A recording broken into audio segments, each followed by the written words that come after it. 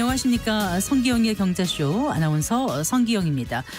최근 코인 사기가 기승을 부린다고 합니다. 리플, 솔리나, 이더리움 같은 대표적인 가상자산을 싸게 넘겨준다면서 가짜 알트코인을 전송하는 방식도 있다고 하고요. 또 유명인을 앞세운 폰지 사기 스타일의 코인 사기도 지속적으로 논란이 되고 있습니다. 오는 19일부터 가상자산 이용자 보호법이 시행될 경우 이런 코인 사기가 줄어들고 투자자들이 보호받을 수 있을지 궁금한데요. 점점 늘어가고 있는 코인 사기의 문제점 살펴보고 예방책은 없는 건지 잠시 후 자세히 알아보겠습니다. 지난 13일 펜실베니아주에서 선거 유세를 하던 트럼프 전 미국 대통령이 피습당한 사건이 있었습니다. 이번 총격 사건으로 트럼프 전 대통령이 대선에서 승리할 가능성이 더 높아졌다는 분석이 나오고 있던데요. 이번 주 국내외 증시 전망 해보겠습니다. 이 시간 유튜브로도 함께합니다.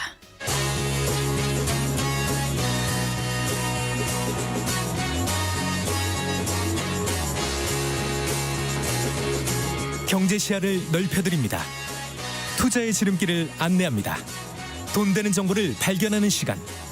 KBS 1라디오 경제쇼.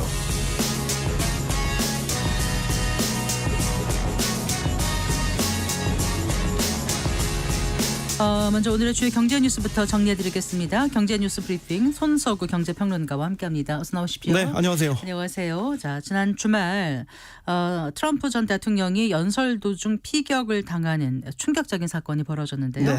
일단 금융시장에 또 충격파가 전해졌죠. 네, 이게 이제 주말에 피격이 있었기 때문에 미국 주식시장에 미칠 여파는 사실 오늘 밤에 확인을 좀 해봐야 되는 것이고요. 오늘 우리 주식시장에는 직간접적인 영향이 있었습니다.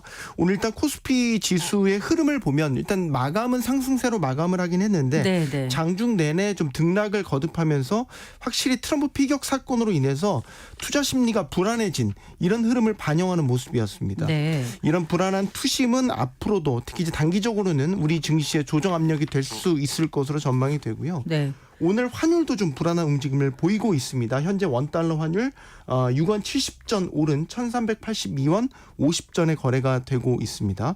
또 아울러 피격 사건 직후에는 안전자산인 금에 대한 매수세가 또 강하게 나타나면서 금값이 오르는 모습을 보이기도 했습니다. 네. 자, 피격 이후 트럼프 후보의 당선 가능성이 꽤 올라갔다고 하더라고요. 네, 네. 그 사이트에서는 70%까지도 올라갔다고 네. 하죠. 트럼프 당선을 염두에 두고 각종 자산 가격이 움직이는 흐름도 나타나고 있다고요. 벌써부터. 네, 그렇습니다. 오늘 국내 주식시장에서 이제 지수는 소폭 상승세로 마감하긴 했지만 섹터별로 보면요, 방산 관련 종목들이 일제히 올랐거든요. 왜 그런지 이게 이제 피격으로 트럼프 전 대통령의 당선 가능성이 높아지니까 네. 쉽게 말해서 방산주가 수혜 업종으로 꼽히면서 움직인 겁니다. 네. 그러니까 트럼프는 일기 집권 때도 보면 동맹국들에게 방위비 지출 확대를 압박하는 그런 모습을 보였지 않습니까? 만약에 당선이 되면 집권 2기에서도 이런 비슷한 흐름을 보일 것이라는 전망에 각국이 군비 증강에 나설 것이다, 이런 전망이 나오고 있기 때문에 이런 것들이 방산 관련 수혜주들로 꼽히는 이유가 되겠고요. 네. 또 미국 공화당 대선 후보인 도널드 트럼프 전 대통령 피습 이후에 암호화폐 대장격인 비트코인 가격도 급등하는 모습이 나타났습니다. 이 역시 트럼프 전 대통령이 지속적으로 가상자산에 대해서는 우호적인 태도를 취해왔기 때문입니다. 또 보편적인 관세를 표방하는 이런 트럼프의 정책적 노선으로 장기적으로 보면 국채금리는 오를 것이다, 또 달러화는 더욱 강세로 갈 것이다, 이런 전망까지도 나오고 있습니다. 네. 자, 요즘 서울 집값이 좀 심상치 않다고 하던데 네. 그 주택에 대한 소비자 심리가 2021년 수준으로 올라왔다고요? 네, 그렇습니다. 이게 국토연구원이 오늘 발표한 6월 부동산 시장 소비 심리 지수에 나타난 건데요. 이 서울의 주택 매매 시장 소비 심리 지수가 지난달에 133.0으로 전월보다 11.5포인트 급등하는 모습을 나타냈습니다. 네. 이게 이제 전체 지수가 95 미만이면 하강, 95에서 115 미만이면 보합, 네. 115 이상이면 상승 국면으로 구분을 하는데 133이니까 네. 상승 국면 위로 훌쩍 뛰어오른 거죠. 이 133포인트가 비교를 해보니까 2021년 9월 당시 142.8포인트였는데 이 2021년 9월 이후 가장 높은 수준이었고요. 네. 당시를 돌이켜보면 역시 집값이 좀 상당히 많이 올랐던 정점이었던 시기였다라는 거죠.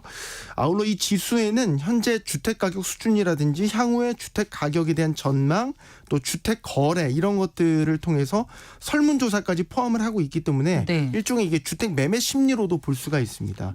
그래서 서울의 이 주택 매매 시장 소비 심리를 보면 추세가 이렇습니다. 올해 1월부터 7달 연속 계속 상승하고 있고 4월부터는 이제 아까 말씀드렸던 115 이상으로 오르면서 상승 국면에 진입하는 그런 추세를 보이고 있거든요. 이런 확산 추세가 지금 서울에만 나타나고 있는 게 아니라 경기도나 인천 이런 소비 심리로도 확산되고 있는 이런 국면입니다. 그러니까 네. 주담대 금리가 최근에 떨어지고 하반기 금리 인하 가능성이 높아진 상황에서 주택 거래량이 늘어나면서 이런 서울을 중심으로 한 이런 주택 매매 심리가 수도권으로도 확산되는 이런 경향을 볼 수 있겠습니다. 게다가 지난달 서울 아파트 거래량이 6천 건을 돌파했다면서요? 네, 이게 서울 부동산 정보광장 통계를 보면요, 이제 서울의 주택거래 신고 건수를 볼 수 있는데요. 이 6월 서울 아파트 거래 시공 건수가 오늘 기준입니다. 이게 이제 거래된 신고 기준인데 6,177건을 기록을 네, 했습니다. 네. 이게 2020년 12월 이후 가장 많은 거래 규모인데요. 신고 기한이 한 달입니다, 이게. 그래서 아직 보름가량이 남았기 때문에 이걸 고려하면 6월 거래 건수가 이 정도에 멈추는 게 아니라 7천 건을 지금 넘을 수도 있을 것으로 보입니다. 네. 아울러서 이제 거래된 매매 가격을 보면 올해 상반기에 이뤄진 서울 아파트 매매 거래 가격 가운데 절반 이상이 9억 원이 넘는 거래였습니다. 이는 시사하는 바가 상당히 큽니다. 왜냐하면 올해 초부터 시행된 신생아 특례 대출 같은 경우는 9억 원 미만이죠. 그렇죠. 9억 원 미만이죠. 네. 그러니까 지급의 집값 상승이 정책 대출 효과에만 국한되는 게 아니라는 뜻으로 볼 수 있는 것이고요. 네. 또한 최근 이제 비아파트는 좀 선호하지 않고 아파트 선호 현상이 강해지지 않습니까? 거기에다가 새 아파트에 대한 선호도 특히 그 중에서도 선호도가 높은 지역 그런 네. 단지들에 대한 쏠림 현상이 심화되고 있다. 그래서 이게 전체 가격 상승으로 이어지고 있다. 이렇게 해석을 할 수가 있겠습니다. 자, 그 지난해 폐업 신고한 사업자가 100만 명에 육박했다고요? 네, 이것도 좀 놀라운 통계인데요. 네. 국세청 국세 통계를 보니까 지난해 이제 사업에 대한 사업을 접고 폐업 신고를 한 사업자, 이거는 개인 사업자도 속하고 법인 사업자 다 속한 겁니다. 98만 6,487명으로 집계됐습니다. 네. 이게 1년 전보다 11만 9,195명이 증가한 거거든요. 그래서 2006년 관련 통계 집계 이후 가장 많은 규모였고요. 코로나19 팬데믹 기간에는 더 많을 것 같은데 오히려 더 적었어요.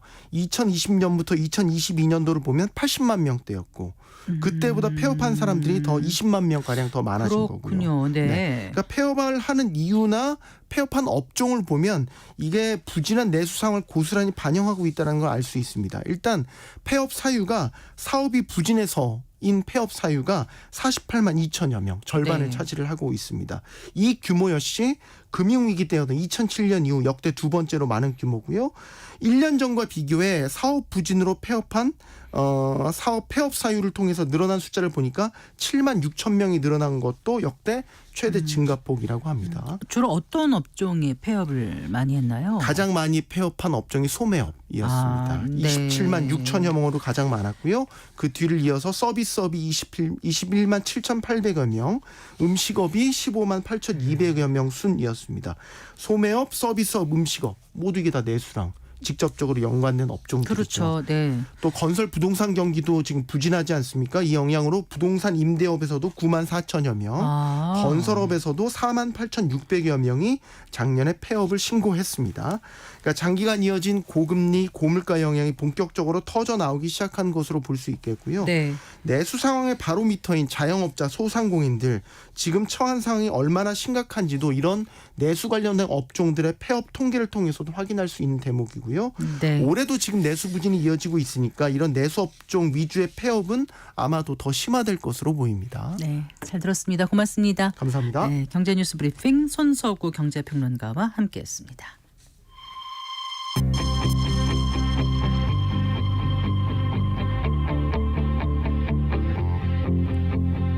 경제 전문가의 원포인트 레슨. 꼭 알아야 할 정보와 이슈를 알기 쉽게 풀어드립니다.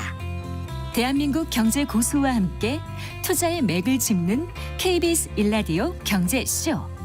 진행의 성기영 아나운서입니다.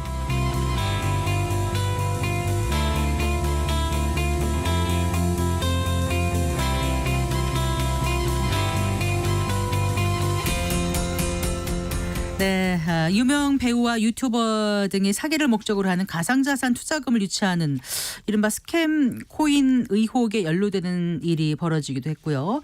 가짜 리플이나 가짜 이더리움 등을 진짜처럼 속여서 투자를 권하는 사기. 혹은 거래소 오픈 이벤트처럼 그 예치금의 몇 배를 돌려주겠다면서 홍보했다가 결국 예치금마저 가로채는 등 정말 기상천외한 코인 사기가 점점 늘어나고 있다고 합니다. 오는 19일부터 투자자 보호를 위한 가상자산 이용자법이 시행되는데요. 코인 사기에 대한 보호도 해당될지 궁금합니다. 자, 그 코인 사기의 문제점과 대응책, 그리고 나아가 예방법까지 자세히 짚어보겠습니다.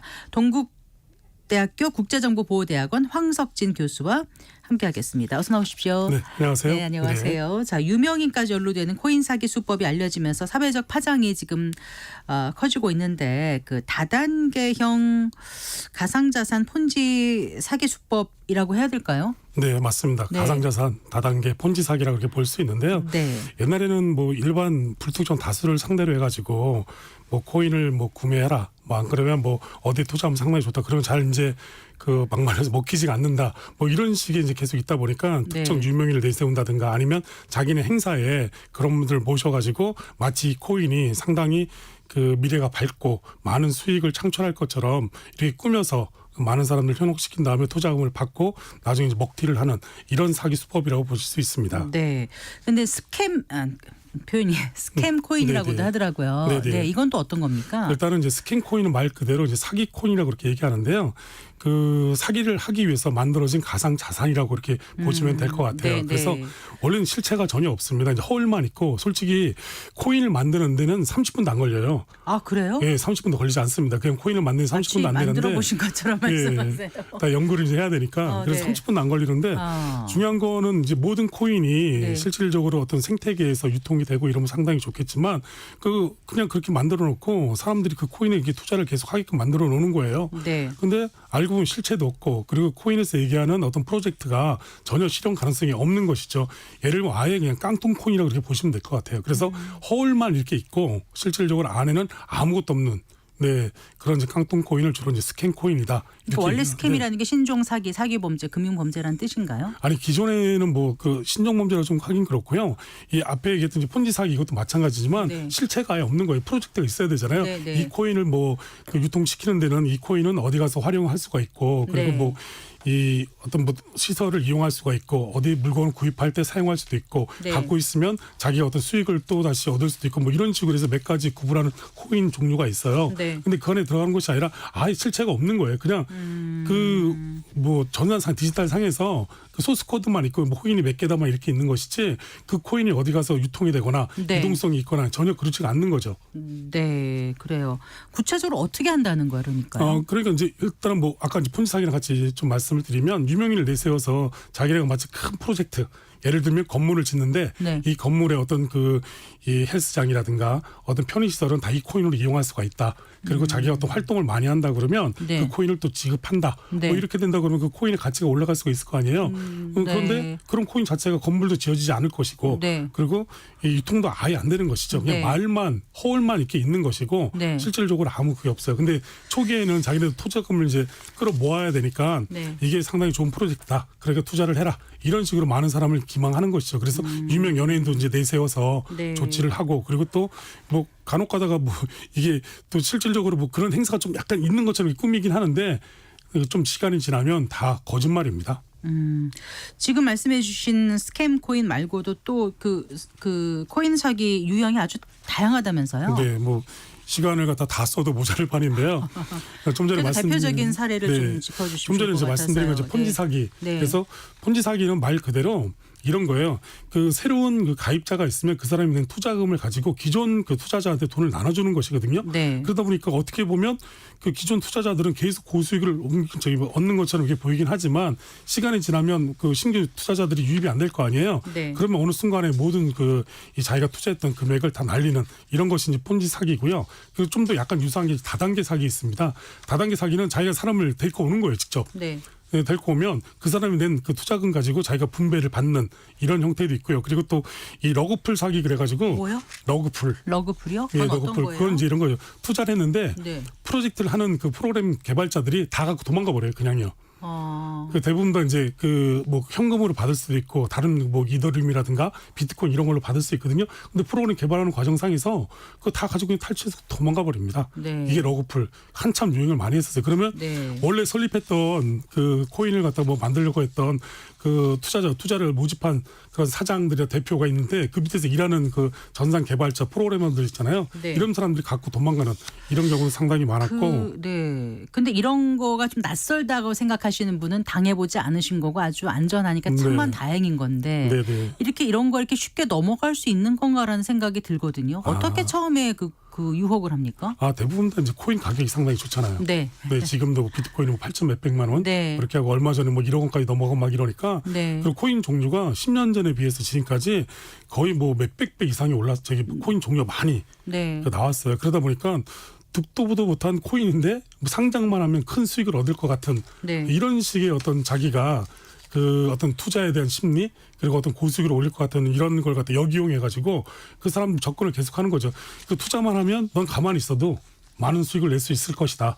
뭐 계속 그렇게 접근하는 것이에요. 그러면 그 사람들 입장에서는 그래요? 얼마나 얻을 수 있는데 야 보세요. 비트코인 가격이 얼마인지 아세요? 10년 전만 해도 500분이 안 했는데 지금 뭐 거의 억대잖아요. 이런 식으로 계속 접근하는 거예요. 그리고 이 그렇게 좋은 걸 나한테 줄 리가 없잖아요. 그렇죠. 그러니까 사기죠. 자기 혼자 하면 되죠.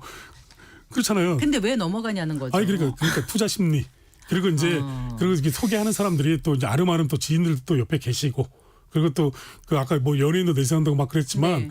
그 믿을 수 있는 기업인 것처럼 이렇게 꾸며놓은 것도 있고 프로젝트도 네. 잘 돼 있어요. 또 그럴 듯합니다.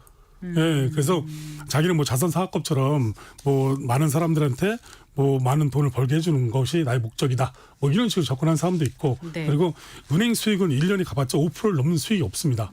근데 가상자산 하루에도 5% 심지어는 50% 뭐 100% 이상까지 가는 것도 있거든요. 네, 네. 그럼 투자자들도 그런 리스크를 상당히 안고 있는 거예요. 네. 이제 그런 심리하고 그런 이제 뭐 또 이게 사기를 치려는 사람들의 어떤 그런 부분하고 좀 맞아 떨어지는 이런 것도 좀 약간 있는 것이죠. 네. 그 무료 코인을 준다는 그런 이벤트가 꽤 많은 네네. 건데 이런 것도 일단 그러면 사기라고 봐야 되겠죠? 아닙니다. 아닌가요? 그렇진 않고요. 원래 이제 무료 코인을 준다는 이벤트를 에어드랍이라고 이렇게 얘기하는데 네. 뭐 특정한 이제 거래소라든가 어떤 유명 코인 이런 쪽에서 에어드랍을 많이 해요. 네. 그리고 또 에어드랍을 뭐 이런 걸 통해 가지고 또 많은 사람들이 또 경제적인 이득을 얻는 경우도 상당히 많이 있어요. 네. 그러나 다만 이제 듣보잡 그래서 듣도 보도 못한 코인을 이제 에어드랍 한다든가 다른 사설 업체에서 뭐 이러면 좀 약간 한번 따져볼 필요가 있는 것이죠. 왜냐하면 에어드롭 한다 그러면 우선 이제 전자 지갑이 있어요. 어느 지갑에 받을 것인가. 네, 그리고 네. 또 전자 지갑에 받으려면 로그인을 해야 되고 막 이러는데 그쪽에서 개인 정보를 좀 과도하게 요구하는 경우도 있고 그리고 계속 무엇을 까르락 계속 프로그램 설치를 요구하는 경우도 있어요. 네. 근데 이런 게 어떻게 보면 에어드롭을 받기 위한 하나의 유식행위로 볼 수도 있지만 네. 어떻게 다른 면에서 보면 그 자기네 개인 정보를 다 네. 탈취하기 위한 사전 작업이라고 볼 수도 있는 것이에요. 네. 그래서 대형 뭐 코인이라든가 아니면 믿을 만한 거래소 이런 네. 쪽이 아니면 웬만해서는 참여 안 하시는 게 훨씬 더 바람직해 보일 수도 그러니까 있어요. 가상자산을 거래해본 경험이 없는 분들은 아예 네네. 그런 걸 안 하는 게 안전하겠네요. 아니 그 에어드랍을 한다 그러면 좋은 거 맞아요. 네, 그런데 그것도 이제 잘 꼼꼼히 따져 보시는 게 상당히 좋은 거죠. 왜냐하면 자기도 모르고 있는 사이에 에어드랍이 돼가지고 자기 그 전자지갑에 다른 네. 코인이 쌓일 수도 있어요. 그러니까 그게 그 괜찮은 건지 아닌지를 어떻게 구별하는지 제가 여쭤보는 거예요. 그 괜찮은 거래소, 그러니까 우리가 알고 있는 5대 거래소라든가 네. 그런 알려진 거래소에서 하는 에어드랍 이런 건 괜찮습니다. 근데 그렇지 않고 새로운 상장을 하기 위해서 이 코인에 대해서 에어드랍을 한다. 이러면 좀 따져보실 필요가 있는 것이죠. 거래소 주관이 아니라 개인 그 재단에서 그러니까 그 코인을 발행하는 그쪽에서 임의적으로 그 드랍을 그렇게 한다 해야 하더라도 느낌이 굉장히 좀 그럴듯하게 꾸미지 않겠어요? 상당히 그렇다의 꿈이죠. 네. 그래서 모든 게 다 나쁜 것은 아니고요. 일부 경우 에어드랍을 빌미로 해서 개인정보를 탈취한다든가 네. 아니면 뭐 무리한 요구를 계속한다든가 아니면 에어드랍을 하기 위해서 자기네 코인을 매집해가지고 갖고 있어야 된다든가 이렇게 요구하는 경우가 있기 때문에 네. 그런 경우를 좀 조심하라는 것이지 네. 에어드랍 자체가 전체가 다 나쁘다 이렇게 단정질 수는 없다고 볼 수 있습니다. 네, 알겠습니다.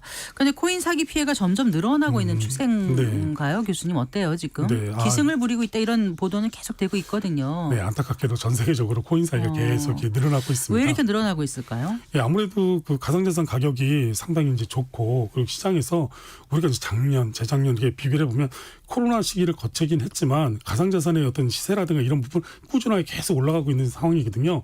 그러다 보니까 이 코인에만 투자하면 그 일확천금을 얻을 수 있는 것 같고 네. 그리고 남들도 또 주변에서 돈을 갖다가 이제 잃었다는 쉽게 투자해서 실패했다고 얘기하는 사람들보다 잘안 투자해가지고 하죠, 얘기를. 네, 성공을 했다는 실패한 사람도 사람들은 상당히 많아요. 어쩌다가 한두 명 네, 들어보면 그렇죠. 야 정말 차 바뀌었다더라, 뭐 엄청 네. 좋은 집에 산다더라, 알고 보니까 가상자산 했다더라. 네, 이러면 네. 이제 마음이 자기도 좀 한번 해볼까? 뭐 이렇게 생각을 해보고 그런데 네. 그렇게 생각하셔가지고 막상 투자를 하시면 원하는 만큼 수익률을 그렇게 얻지 못해요. 네. 예, 그리고 또 주변에서 그런 걸 계속 권하면 일단 의심을 좀 많이 해보실 필요가 있어요. 차라리 자기가 어떤 특정한 코인 종목에 대해서 우리나라는 한 650개 정도 코인이 지금 유통이 되고 있거든요.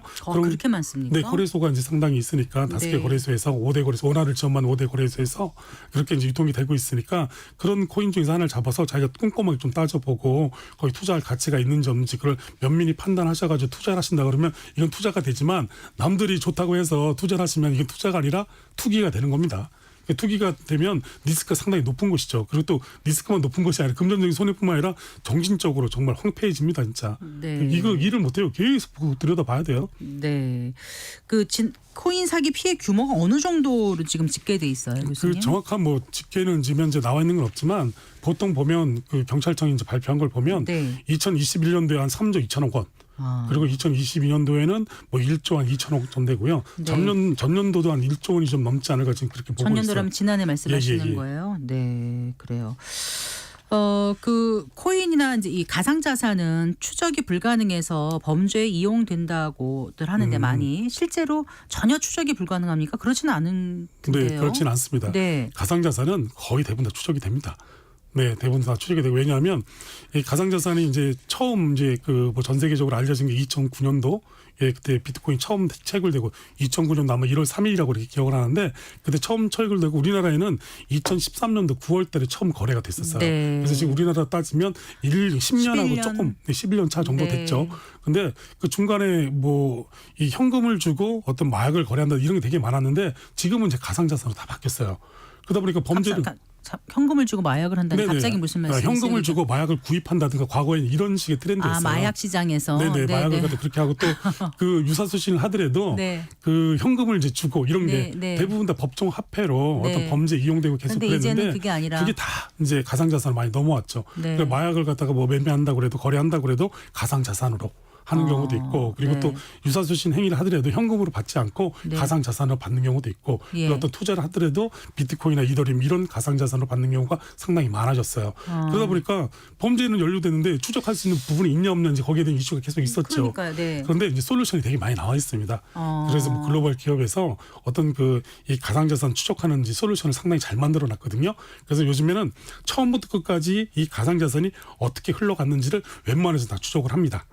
자, 그럼 이해가 안 가는 게 추적이 네네. 가능한데 피해자들의 투자 자금을 찾기는 왜 어려운 거예요? 네, 아주 좋은 지적이신데요. 다 써버려서 그런가요? 그건 뭐 아닐 다 거 써버리면 아니에요. 뭐 그런 건 아니고요. 네. 근데 이제 우리가 이제 보이스피싱 이런 거를 얘기를 들면 내가 이제 기망당해서 특정한 계좌 돈을 보냈다, 이체한다, 송금했다 그러면 네. 그 통장에서 어느 통장으로 갔는지 한 3-4단계만 거치면 알아요. 이 돈이 최종적으로 누구 통장에 들어가 있다. 네, 거기서 네. 현금을 빠졌다. 이런 부분 알 수 있지만 요 우리가 개인적으로 봤을 때는 가상자산을 본 적이 없잖아요. 비트코인 본 적이 누가 있어요? 아무도 없어요.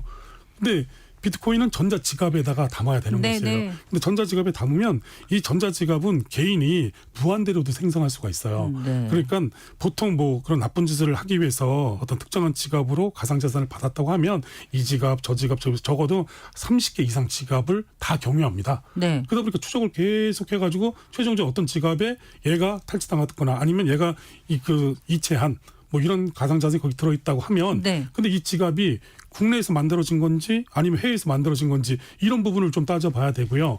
그리고 결정적으로 제일 중요한 가상자산 추적의 핵심은 이 지갑의 소유주가 누군지를 찾는 것이거든요. 네. 근데 그 소유주가 외국인이다. 그러면 그 가상자산이 들어가 있는 그 이 전자 지갑을 동결시킨다든지 묶어놔야 되는데 우리가 못한다는 거예요. 그렇죠. 국제 네. 공조도 좀 안 되고 그리고 그게 개인적으로 만든 지갑이라고 그러면 누굴 통해서 그걸 동결을 시키겠어요. 아. 그러니까 추적은 돼요. 추적은 예, 되는데 발자국은 다 볼 수 있지만 네. 그 물건을 들고 가서 국제 최종적으로 공조가 전혀 안 돼요. 그건 아니잖아요. 아니 동결은 물론 시킬 수 있죠. 네. 일부 동결은 시킬 수 있어도 피해 본 사람들이 충족할 만큼 모든 금액을 다 이 피해를 보상받을 수 있다. 이건 좀 한계가 있다고 이렇게 보시면 될 그런 것 같아요. 거군요. 네네. 그 테라 루나 뭐 다들 기억하실 네네. 거예요. 그 사태의 핵심 인물이 이제 권도형 테라폼랩스 대표가 미국 그 SEC 있잖아요. 증권거래위원회하고 무슨 합의를 했다면서요? 네, 합의를 했습니다. 얼마요? 6조 원 규모의 네네. 환수금 그리고 벌금 납부하겠다. 이렇게 했으면 6점 어마어마한 거 아닙니까? 네네, 그렇죠. 근데 이제 그때 그 당시 피해자가 국내 투자자가 20만 명 정도. 명이 넘는다고 네. 들었던 것 같고 피해 규모가 3천억 대인데 네네. 그러면 전 세계 피해액은 얼마예요? 전 세계 피해액은 뭐 50조 이상으로 어. 지금 계속 이렇게 발생이 됐고요. 근데 이 피해자는 구분이 좀 명확하진 않습니다.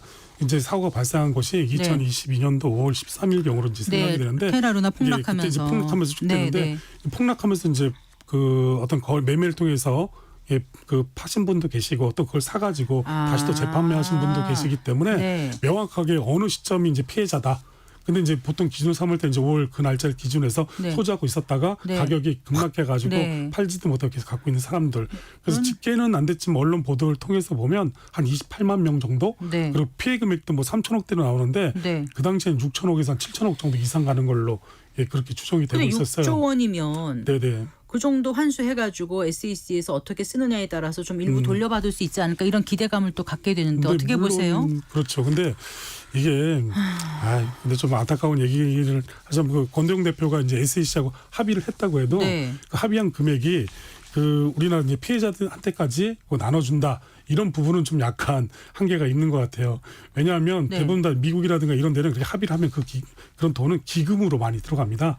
그래서 정확하게 어떤 피해자를 구분해서 이렇게 하는데 네. 실질적으로 우리나라에 이제 피해자가 이제 많죠. 아무래도 피해자가 많긴 하지만 그래도 그 비용까지 그 우리나라 어떤 피해자들에게 나눠줄 수 있는지 그런 부분하고요. 그리고 또 좀 전에 말씀드린 것처럼 피해자의 구분을 정확하게 해서 네가 피해자가 맞아. 그래서 너는 권리를 구제받아야 돼. 이렇게 지정할 수 있는 사람이 과연 몇 명이나 될지는 한번 따져봐야 되는 부분도 좀 있고요. 네. 그리고 또 국내에서 어떤 법적 절차를 통해 가지고 뭐 돈에 대해서 그 자기가 피해 금액을 뭐 회복하기 위해서 노력할 수 있겠지만 그래도 뭐 금융 당국이라든가 국제 공조 이런 부분이 필요한 부분이 있기 때문에 그 피해자들이 단기간에 돈을 갖다 회수할 수 있을지는 좀 약간 의문입니다. 네, 그러니까 이 돈을 낸다고 해서 권도영이 그 처벌을 안 받거나 그런 건 아니죠? 예, 그런 건 아닙니다.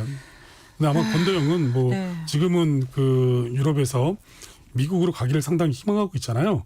근데 이제 미국에 가게 되면 그러니까 미국이 아니라 이제 한국에 오고 싶어 하죠. 이제 미국에 가기 전에 미국이랑 이제 합의를 했고 미국보다는 한국행을 지금 계속 요청하고 있는데 네. 한국은 아마 오면 이제 증권성에 대한 이슈 때문에 서로 다툼의 여지가 지금 계속 있어요. 근데 네. 미국은 그 SEC에서 이건 그 테라 누나 특히 누나 그 프로그램 앵커 프로토콜이라는 프로그램이 있었거든요. 네. 그건 이제 웃긴 게 뭐냐면 아니 가상자산을 맡기면 이자를 19% 줘요. 근데 지금 가상자산을 빌리면 이자를 제가 11%밖에 안 내는 거예요. 네. 그 말이 안 되는 거죠. 은행에서 돈을 100만 원 빌리면 네. 그 이자를 갖다가 11만 원 내고 맡기면 뭐 19만 원 주고 이게 말이 안 되죠. 여대마치 박응대로 돼 있잖아요. 그러니까 미국에서는 그 앵커 프로토콜 자체가 이 증권성이 있다. 네. 그게 이제 문제가 있다고 판단해서 지금 기소가 돼가지고 조치가 되는 거고 네, 네. 우리나라는 이제 오면 이제 그 부분을 증권성 가지고 계속 따져야 되는데 다툼의 여지가 상당히 있는 것이죠. 네. 그 19일부터 이번 주 금요일이 되나요, 그러면요? 그 네네. 가상자산 이용자 보호법이 시행되지 않습니까? 이 법이 시행되면 그 코인 사기 피해자들이 어느 정도까지 보호를 받을 수 있는 건가요? 일단은 그 이제 가상자 이용자 보호법이 이제 7월 19일부터 이제 시행이 됩니다. 네, 그런데 네. 그 말 그대로 가상자산 이용자 보호법이잖아요. 네. 그러다 보니까 이용자를 이제 보호하는 것이 이제 자산을 보호하는 것이 기본적으로 담겨 있다 이렇게 보시면 돼요. 그래서 제일 중요한 건 아무래도 그 고객의 재산을 분리해서 보관하고 있어라. 가상자산 거래소에서 보관하고 있어야 되고, 그리고 이 보관하는 이 자금도 은행에다 예치를 해가지고 은행에서 그 운용을 한 다음에 네. 거기 수익금이 나면 그것도 이제 지급을 해라, 뭐 이런 부분도 있고요. 그리고 또 그 맡긴 가상 자산에 대해서 코드 월렛이라고 그래가지고 콜드 월렛. 예, 콜드 월렛이라고 그래서 그 전자 지갑인데 콜드 월렛에 보관하게끔 이렇게 네. 해놓고, 그리고 이 거래에 대한 모니터링을 충분히 해서 이상 거래가 탐지될 때는 이 금융감독원이라든가 관계간에 신고도 하고 보고하게끔 이렇게 해놔서 아무래도 이용자가 기존에는 이제 근거법이라든가 보호할 수 있는 근거법 체계가 전혀 없었거든요. 네. 근데 이제 이 7월 19일부터 이 시행되는 가상자산 이용자 보호법을 통해서 이 고객의 자산은 어느 정도 확실하게 보호를 받을 수 있는 안전망이 설립이 되었다, 설치가 되었다, 이렇게 볼 수가 있습니다. 또 아까도 잠깐 말씀하셨지만 그 가상자산 거래소에 상장된 코인들 중에서 국내 법인 명의로 발행한 그 코인이 얼마나 되는지 모르겠는데, 네네. 그러니까 이제 국내 운영 법인이 존재하지 않은 해외 법인 네네. 그 발행 코인에 대해서 우리 감독 당국이 이걸 할 수 있는지 잘 모르겠네요. 일단은 뭐 버거코인이라는 얘기도 하고요. 예. 해외에서 발행돼서 국내에 이렇게 들어온지 이런 걸 이제 버거코인이라고 얘기도 하는데, 네.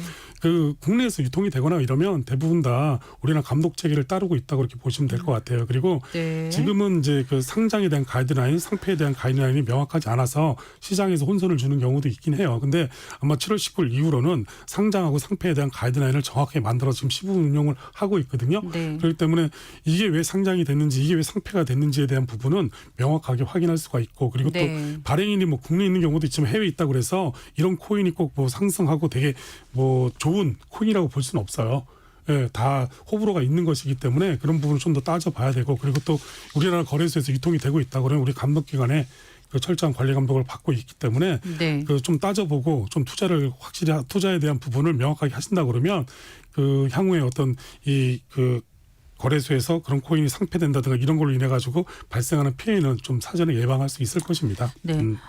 어쨌든 간에 피해를 당할 경우에는 지금 어떻게 대응하는 게 가장 좋다고 보세요, 교수님? 일단은 뭐 아까처럼 어떤 폰지 사기라든가 다단계 사기 이렇게 당할 수도 있고, 아니면 뭐 여러 가지 사기 유형이 상당히 많잖아요. 그러면 증거를 정확하게 수집하고 있는 게 좋은 거예요. 제일 중요한 거는 이쪽에서 어떤 그 코인을 살 때 원금을 보장하고 실적 장래 이익을 보장했다 그러면 이건 유사수익 행위법으로 처벌을 받을 수 있는 것이거든요. 네, 네. 근데 대부분 다 이쪽 업체에서도 성문화된 글을 남기지 않아요. 왜냐하면 자기는 처벌받을 걸 뻔히 알고 있기 때문에. 네. 그래서 그런 부분, 어떤 카톡에 대한 내용이라든가 이런 부분을 명확하게 수집하고요. 네. 그리고 피해를 당했다 그러면 거래소에 있으면 거래소에다 신고를 하고 1차적으로 네. 그리고 재단이라든가 어떤 서비스 제공자가 있으면 그 사람들한테 신고를 해가지고 이런 피해를 당했다. 네. 명확하게 의사표시를 하고 난 다음에 금융감독원이라든가 네. 아니면 경찰 쪽에다 신고를 해서 네. 자기 어떤 피해를 갖다가 구제받을 수 있는 이런 방법을 좀 모색하시는 게 상당히 365 좋습니다. 센터라고 있다면서요? 네, 365 센터도 있죠. 네. 그래서 뭐 365 센터도 있고 1332 그래가지고 네. 그 어떤 피해를 갖다가 신고할 수 있는 센터도 있고 한데,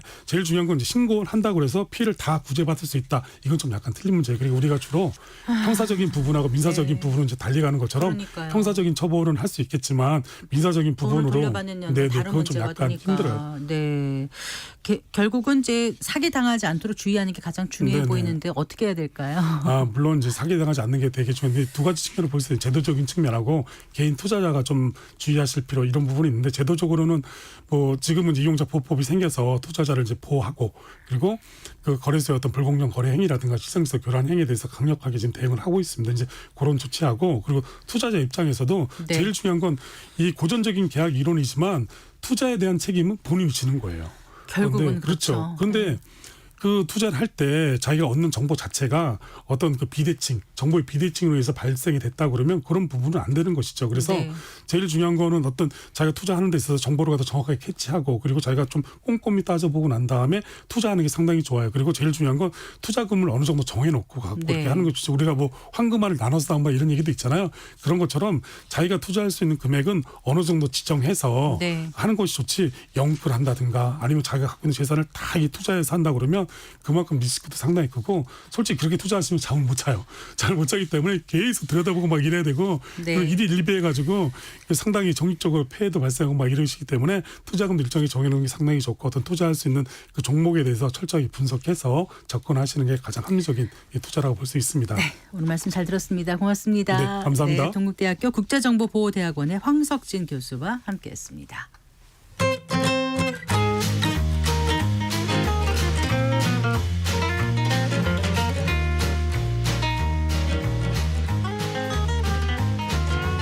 경제 맛집 투자 핫플. 지금은 돈 벌기 딱 좋은 시간. KBS 1라디오 경제쇼.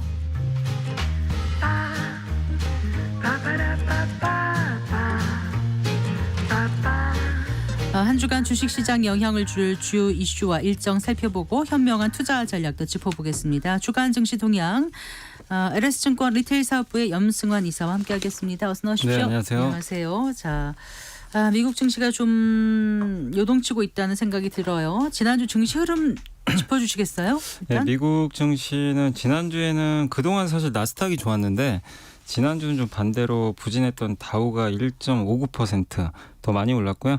S&P 500 지수가 한 주간 0.87%, 나스닥은 0.25% 정도 올랐습니다. 사실 이제 나스닥이 잘 달리다가 미국의 그 소비자 물가 지수가 확연히 좀 꺾이면서 네. 금리 인하 확률이 이제 거의 90%를 상회하다 보니까 그동안 좀 많이 올랐던 뭐 이런 엔비디아라든가 이런 기업, 이 빅테크 기업들의 약간 차익 매물이 나오면서 약간 이제 주도주들이 좀 흔들렸고 반면에 네. 소외받던 그 중소형주들이 좀 많이 올라가는 흐름이 나오면서 정말 좀 미국 증시 색깔이 조금은 바뀌는, 그동안 너무 빅테크 일변도에서 네. 소외주로 확산되는 그런 흐름이 좀 나왔고, 그리고 엔비디아는 지난주에 어쨌든 한 2.7% 올랐지만 이제 네. 빅테크 대표 주자인 메타가 네. 마이너스 한 7% 가까이 또 빠지면서 확실히 네. 좀 빅테크 내에서도 그래도 조금 더 차별화되는 그런 모습들이 좀 나왔던 것 같습니다. 네.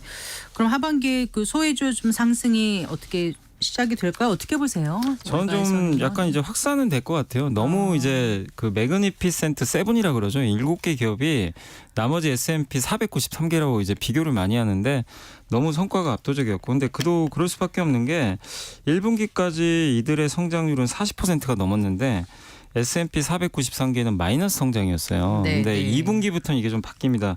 2분기부터는 그 빅테크 7, 이 7개 기업의 성장률이 여전히 좋아요. 33%로 성장을 하는데 네. S&P 493개가 4%로 성장률이 이제 올라서기 시작을 하죠.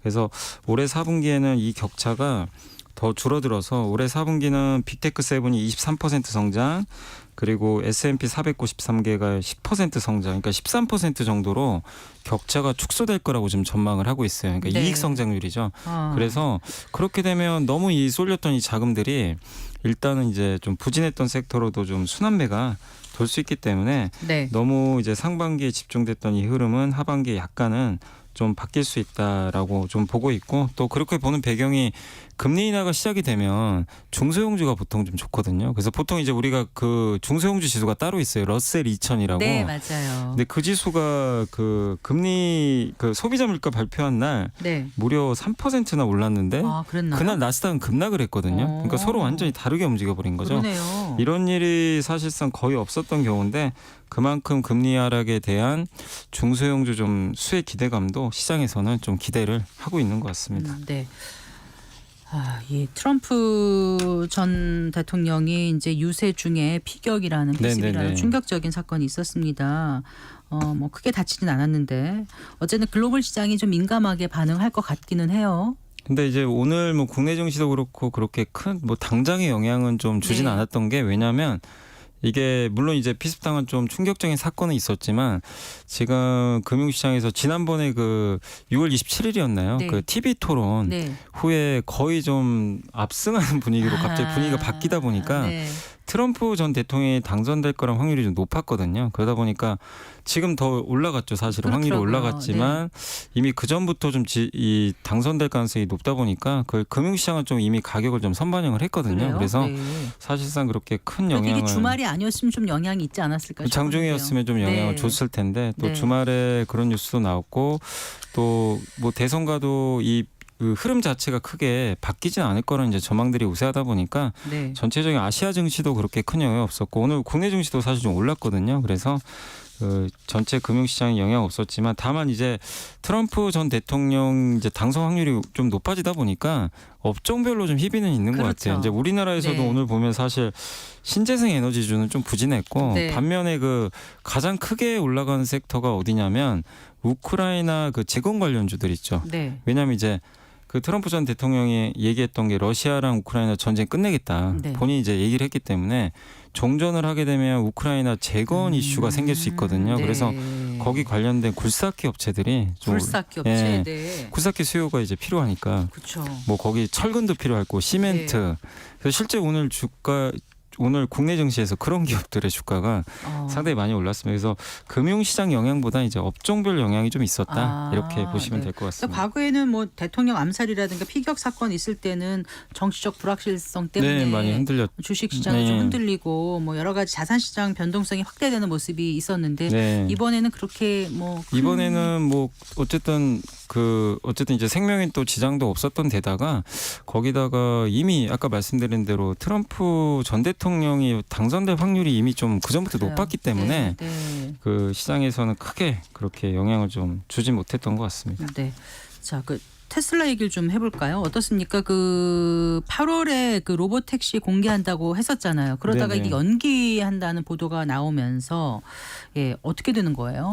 일단 이제 그날 갑자기 이제 이건 일론 머스크가 얘기를 한 게 아니라 언론 보도가 갑자기 나온 겁니다. 네네. 그러니까 이제 거기 테슬라 관계자 말을 빌렸다고 하는데 네. 여기서 이제 나왔던 게 8월 8일은 지금 준비가 안 됐다. 그래서 네. 10월 달로 돌연 연기할 거라는 이제 보도가 있었고 그래서 네. 당일날 주가가 8.8%나 폭락을 했거든요. 네. 근데 이제 물론 다음 날 8.4%요? 8.8%로 제가 알고 있는데 예. 네. 그날 폭락한 다음에 근데 금요일은 또 올랐어요. 2.9%로. 다시 재반등을 했는데 왜냐하면 지금 그 일론 머스크가 공식적으로 아직 언급을 안 했기 때문에 네. 이게 진짜로 언론 보도대로 지금 연기가 된 건지 알 수가 없는 상황이고 그리고 연기가 된다고 해도 그게 뭐 취소되는 건 아니기 때문에 좀 한두 달 기다리면 또 나오지 않겠냐 이런 기대감도 여전히 좀 남아있는 상황이다 보니까 아직까지는 시장에서는 그렇게 당일날만 좀 우려를 했고 현재까지는 그렇게 우려하지 않는 모습이고 또 오늘 보니까 시간의 거래에선 좀 많이 오르고 있던데 네. 일단 아무래도. 예 트럼프 전 대통령에 대한 지지를 또 표명을 했더라고요. 그랬더라고요. 적극적으로 지지를 하겠다. 네. 그리고 또 기부했다는 얘기도 있더라고요. 뭐 이거 정치자금. 예 정치자금 기부. 물론 일론 머스크는 얘기를 안 했지만 네. 일단 언론 보도상으로는 또 트럼프 측에 정치자금 지원했던 보도도 좀 나왔거든요. 그래서 네. 트럼프 전 대통령이 됐을 때 적어도 테슬라한테는 좀 유리하지 않겠냐 이런 네. 또 기대감들이 있어서 일단 시장에서는 로봇택시에 대한 좀 우려감은 그렇게 지금 현재까지는 아주 크게 작용은 하지는 않고 있는 것 같습니다. 네. 그 지난주에 미국의 그 소비자 물가, 생산자 물가 지수 발표가 있었잖아요. 네.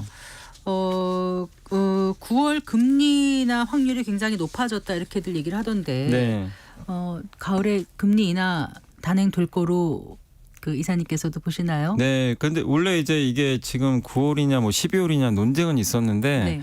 지금 미국에서는 확률이 그날 이제 목요일 날 소비자 물가 발표하고 나서 70%의 확률에서 94%로 지금 올라갔습니다. 그러니까 네. 94%면 거의 100% 확률이거든요. 그래서 거의 된다고 보시면 좋을 것 같고 12월 확률도 90%로 올라갔어요. 그러니까 이제 9월과 12월 두 번 정도. 근데 왜 이렇게 갑자기 그 금리 인하 확률이 올라갔냐면 제일 안 꺾이던 지표가 주거비거든요. 주거비라고 예, 근데 이번에 말씀하셨죠? 주거비가 네. 꺾여버렸어요. 네. 결국엔 주거비가 차지하는 비중이 꽤 높거든요. 근데 이번에 주거비가 확실히 좀 꺾이는 전월 대비해서 0.4%로 유지가 되다가 네. 한 3개월 정도 0.4를 계속 찍었거든요. 네네. 근데 이게 이번에 0.2로 떨어져 버린 거죠. 그렇더라고요. 예. 네. 그래서 시장에서는 이렇게 가면 이제 주거비도 이제 안정화됐기 때문에 이제 크게 남아 있는 게 없거든요. 제일 안 떨어진 게 이제 유일하게 이거였기 때문에 네. 그래서 물가는 이제 거의 다 잡혔기 때문에 연준이 뭐 이제 9월이면 액션을 취할 수 있다. 그리고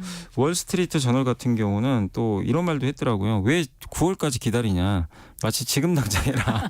굳이 이미 다 꺾인 마당에 기다릴 이유 별로 시장이 없는 것 기다리고 같아요. 있다. 예, 그러니까 미국에서는 뭐 7월은 사실 아직까지는 좀 7월 확률은 한 50% 좀 넘긴 하는데 뭐 7월보다도 지금 현재 9월 달 확률, 9월은 거의 90%가 넘어가니까 9월 가능성이 굉장히 좀 높아진 그런 상황인 것 같습니다. 미국인들이 여름에 휴가를 많이 가나요?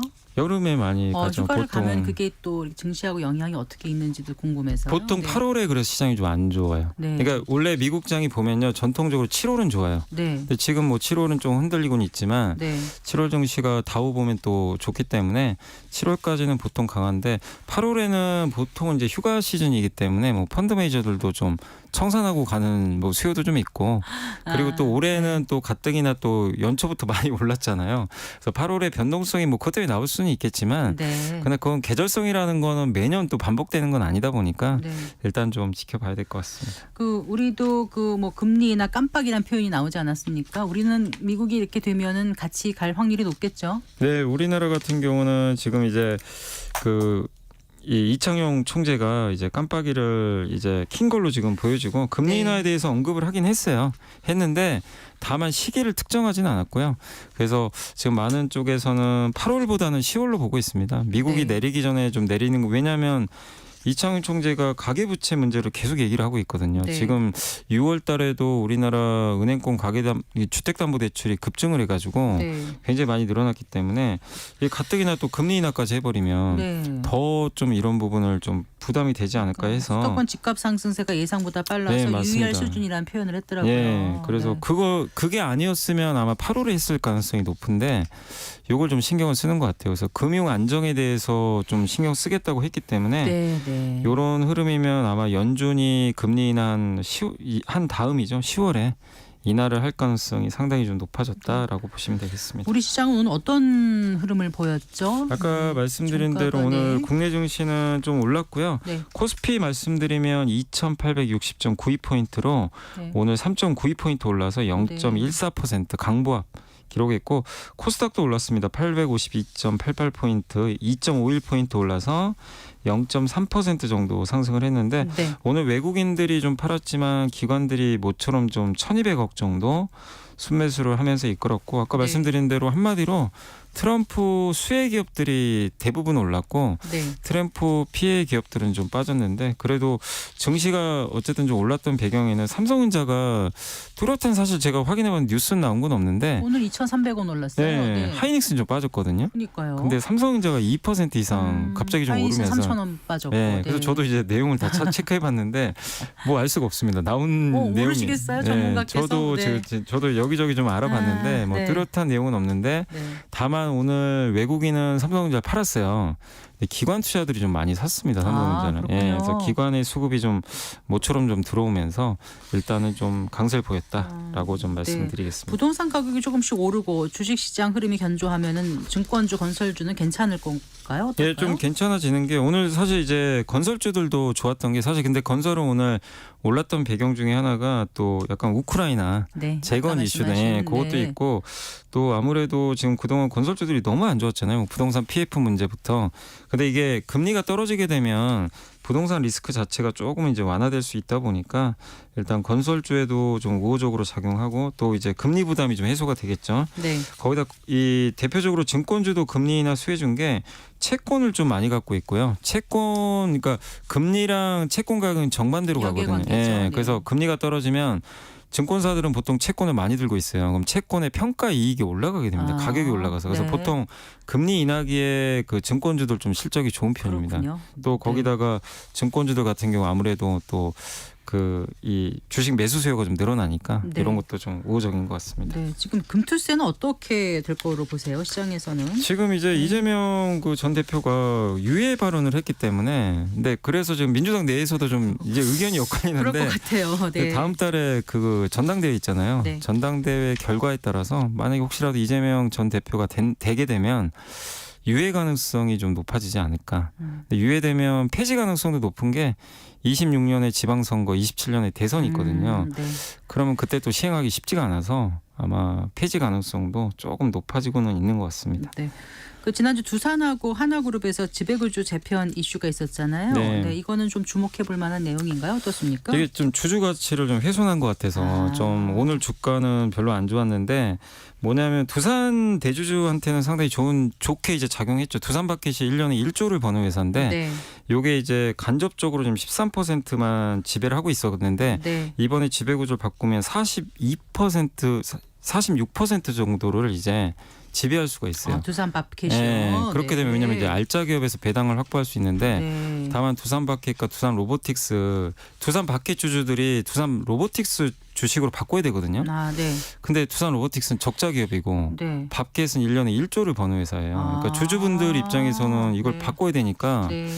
좀 주주가치 훼손된 거 아니냐 이런 좀 평가들이 있어서 오늘 네. 주가는 좀 안 좋았습니다. 자, 이번 주에 어떤 주요 일정을 좀 살펴보면 도움 될까요? 투자에? 이번 주에는 이제 내일은 미국의 소매 판매 있고요. 수요일이 좀 중요한 게 네덜란드 반도체 장비 네. ASML의 실적 발표 네, 있습니다. 네. 그리고 목요일은 유럽에서 통화정책 회의가 열려서 금리 결정하고 TSMC가 또 실적 발표하니까 사실 TSMC 실적이 좀 제일 중요할 것 같아요. 네. 그래서 이런 일정들 체크하시면 좋겠습니다. 네, TSMC 실적 발표는 7월 18일. 네, 7월 18일 날 이제 예정이 돼 알겠습니다. 있습니다. 말씀 잘 들었습니다. 네, 고맙습니다. 감사합니다. 네, LS증권 리테일 사업부의 염승환 이사와 함께했습니다. 마칠 시간이네요.